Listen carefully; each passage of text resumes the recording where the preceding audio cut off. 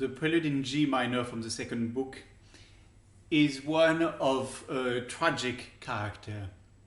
There is a grandeur about it and something stark, almost forbidding.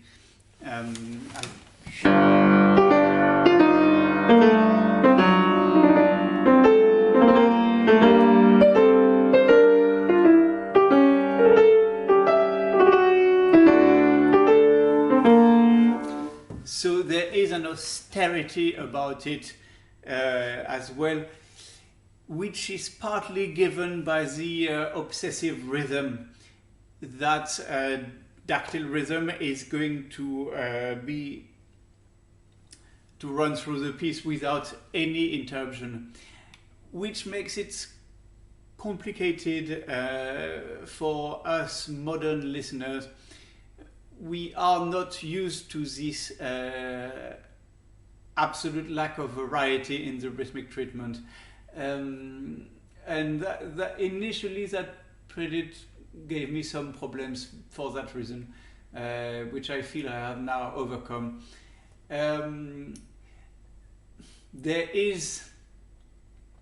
is tempting to link this prelude emotionally with the world of Bach's Trauer Ode, which is a work, well, the opening chorus, well, I'll play it and you will, if you don't know it already, you will understand immediately.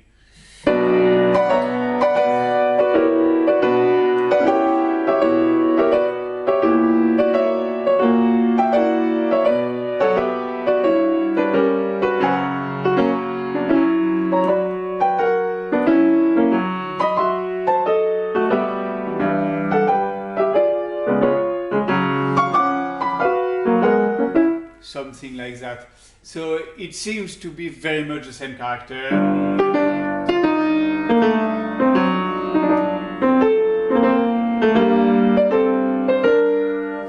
Now this is one of the few preludes where Bach has actually written a tempo indication, in this case largo. Now the meaning of the word largo at this period is ambiguous. For us, we take it as the slower tempo on the scale. Largo stands below adagio. There is evidence that this might not have been the case for Bach, and that this indicated a tempo that was in actual fact not the slowest on the scale. That writing largo wouldn't mean an excessively slow speed, and I have to say that in my interpretation I hovered, and I don't think I have come to a definitive conclusion, between a rather grand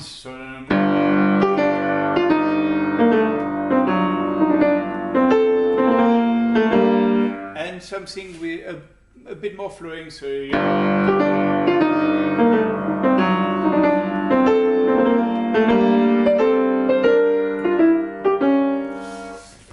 I tend to do the first one, but I think the latter is probably more correct. I'm not completely sure. You may have noticed already that, in fact, I don't strictly play the text in that prelude. I do an awful lot of what's called doubling of the bass line, mainly, almost exclusively, really. The reason I do this is the harpsichord has this possibility of coupling the registers and creating a very big sound. The piano cannot do that, and sometimes it is a drawback in the well-tempered. And if I don't, for me, it's simply too small.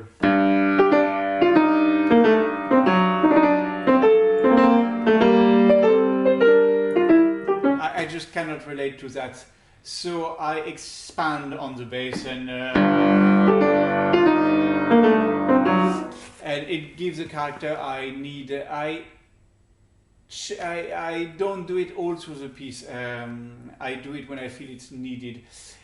I have to say it makes it excessively tricky to play because you get some, therefore, with extremely wide interval on the right hand. It's complicated, but I don't feel I have a choice. That for me is what sounds best. The fugue doesn't keep on the same tragic vein, and in fact it's quite rare for Bach to write a set which is in the same mood all the way through. Though I wouldn't easily put into words the mood of that fugue.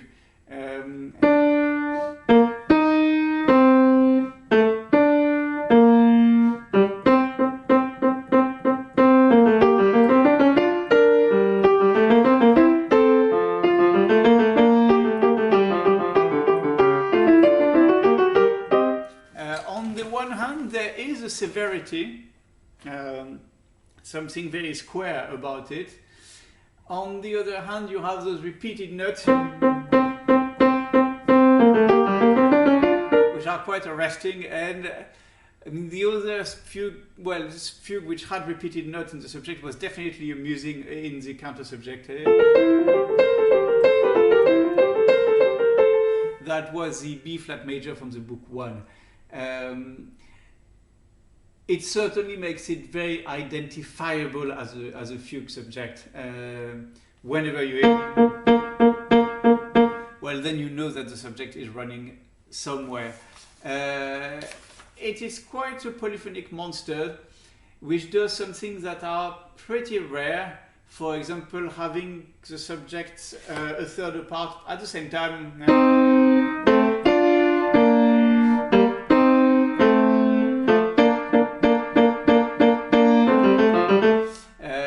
Things like this, which are, there is in fact a lot of third.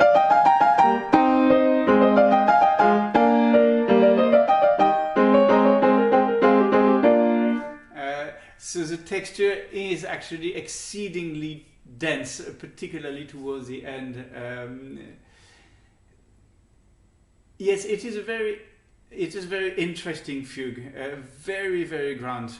And towards the end, I get back to the style of playing of the prelude, and I densify the texture by adding bass note, filling the chords, and try to create a more organ type of sound.